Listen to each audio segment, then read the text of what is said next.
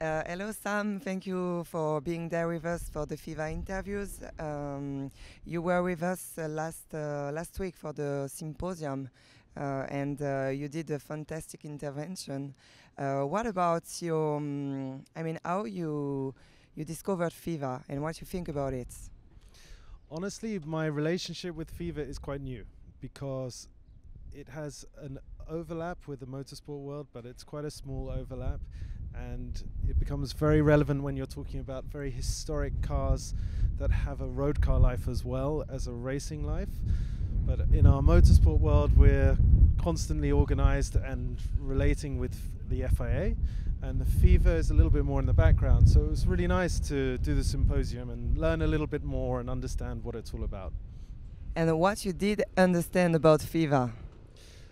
Actually, one quite big important responsibility, which is to help spread the message, to educate, to offer guidance and direction and wisdom and support to the global classic car community, and just at a time where we really need it, because not everybody truly appreciates, for example, the topic of our discussion last week, the importance of preservation. And if we don't talk about the importance of preservation and suddenly we restore everything to be like brand new again, then we're wiping out a lot of history that in many cases could be preserved and enjoyed by future generations. So just the fact that they're there, they're organizing things, they have a global community, big events and literature and guidance and support from very experienced people as well, who really have seen it all and done it all.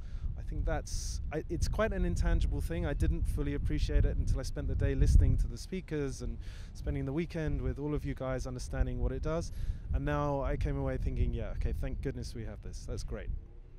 Okay, really often we know that when you start doing a job, it's not not I don't want to say not a pleasure anymore, but you have responsibilities as for instance, as a driver, you have a lot of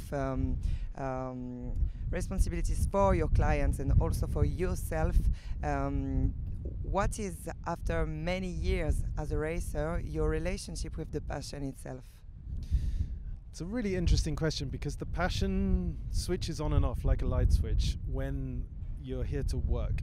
So when I arrive at a really evocative, emotional, exciting event like Le Mans Classic with these incredible cars in this incredible historic venue, the passion barometer is sky high until my job begins. When I'm driving myself, when I'm driver coaching, when I'm working with the teams to help prepare the car, when I'm supporting my clients who own the car and want to make sure that they are safe, that they're comfortable, that they're making progress with their driving, then you have to leave the passion behind a little bit and just concentrate more on the job.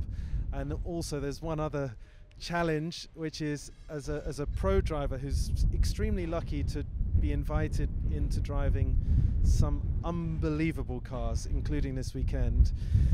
You know, if you think too hard about the history of some of these cars and the market value of some of these cars, there's no way I can drive it onto the racetrack and do my job. If I think about the numbers, I would just park it safely here in the pit lane, open the door, close it gently behind me, and walk away. And obviously, they're race cars, so we want to see them fast on a track, and that's the job. So you do have to remove that passion and so I suppose knowledge a little bit and just be a bit more robotic. But I try to enjoy it. Let's say after the checkered flag, when you do one more lap back to the paddock slowly, it's really nice. I look at the car, I look at the dials on the dashboard, the rev counter and the insignias and the little logos on the speedometer, and I look at the, I don't know, just around the cabin, and I look at the buildings when you drive down the Mulsanne Strait, and you look at the Chinese restaurants on the left, and all of these things, you know, these important historic landmarks, and just to absorb it, because you can't really do that when you're at full speed. You know. Okay, and about your, you have a company, if I'm not mistaken, and you are doing now also a deal with cars. You buy and you sell cars. What kind of things can determine the price of a car? So I only specialize in historic racing cars. I don't really have too much involvement in the classic road car world, but I can tell you in racing, the most important thing is, well, two most important things.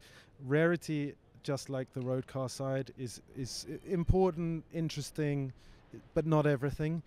Eligibility, that's the main thing, and that's the best thing. What that means is, if I buy this car, is it a golden key to the world's best historic race events, and maybe Concours as well in some cases, and other historic car events? So the car is the keys to a lifestyle, if you want, but it's a strange word to use, more like a calendar of really cool, fun, nice things to do with like-minded people. So if you have been watching Le Mans Classic, Villa d'Este, Pebble Beach, Goodwood Revival, and many other historic races around the world, are thinking, wow, that looks so cool, I want to do that. The question is, which car do you like and can you afford to buy? Doesn't have to be expensive. There's ways in at a very low level financially, and of course at an astronomically high level financially as well. And so I would say there are many factors that determine the value, but eligibility is probably one of the most interesting ones. After that, rarity, like I said. Racing provenance is huge. Everybody wants a car that has raced at Le Mans, if you're talking about a sports or a GT car. Everybody wants a car that has raced in period, not just built recently or not just in amateur racing in the last 10 or 20, 30 years. And then after that, you get to its condition, its spare parts package, and things like that. But generally, eligibility in race history is the key. Thank you.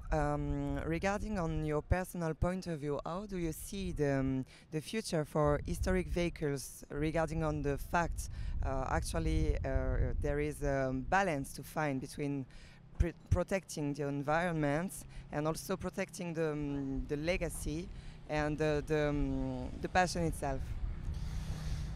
Look, it's a really tough question, and I don't know what the answer will be, but what I would say is, it seems that when you really start looking into the research and the detail, the combustion engine, the life of the combustion engine isn't over yet.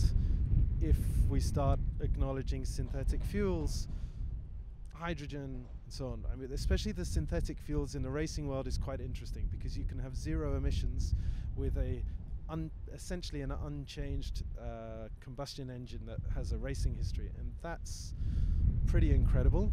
But I find strange is that we're having this conversation about it now. This year at Le Mans, there was a big marketing push about the zero emissions fuel or low emissions fuel being supplied to the modern cars in the modern 24 hours. And we have in our business for sale a car that raced here 20 years ago, a Nasamax, which just has this amazing Judd V10 engine, which is basically a Formula One engine, and they ran on biofuel in 2004, and they completed the Le Mans 24 hours, not slowly. They were the fastest car of anyone, including the Audis, on top speed on the straights, and they had enough reliability and enough power to complete the toughest endurance race in the world with biofuel 20 years ago. But it's only now that the motor racing world is starting to really embrace this technology. Thank you. What you would expect from an institution like FIVA in terms of accessing this kind of new, let's say, alternative for historic vehicle? Which kind of missions you will imagine? I think the first thing is what they're so good at, which is education, right? Because honestly, if you're involved in historic racing as a driver and owner, especially the teams, the preparers, the restorers, life is busy. It's so busy. So if you have to think about this whole new movement towards something that is sustainable, and you have to learn about it, research, see what's relevant to your car, see if it's possible, assess the damages. Maybe there's a costly financial program to undertake. You need help. You need somebody to start that project for you. You need somebody to help with the research, the finance, and everything like that. Like the ACO has done with the modern Le Mans 24 Hours, where they do the organization and they offer it to the teams when the research is done and the fuel is ready for the engines. And if the historic world feels a need to go in a similar direction, then I think we need the organizations like FIFA or the FIA to hold the baby and move it, you know. To finish, just one more last question, more personal maybe. Which is your best memories as a kid during an event, automotive event? Ooh, big question. You could have prepared me for this. Okay, so we used to go every year, almost like the family holiday. We would drive from England down to Monaco to watch the Formula One Grand Prix. And my earliest memories, because we went every year, I think from when I was 1 year old until 13. So my early motorsport memories are in the grandstand at Monaco, and I remember the grandstand so well, the different ones at the chicane, at Mirabeau, at Tabac, at Casino Square, and I remember buying a hot dog underneath and a can of Coke and waiting for the first lap that the Formula One cars appeared, and just every small detail. I remember every sponsorship livery, the color schemes. I remember the way the new tires looked so exciting when they had the stickers on the surface, and I would count how many laps until the stickers came off, and small stupid things that as a kid you notice and you don't understand why it could be important, but it's the rich tapestry, I suppose, of a lifetime's passion.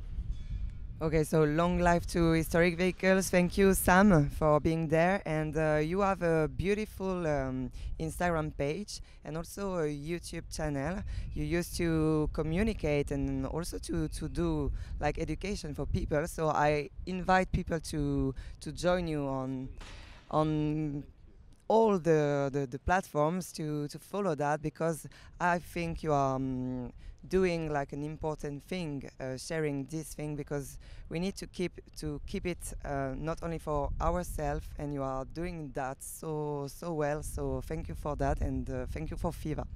Thank you very much for having me in Romania, and yeah, for supporting Le Mans Classic.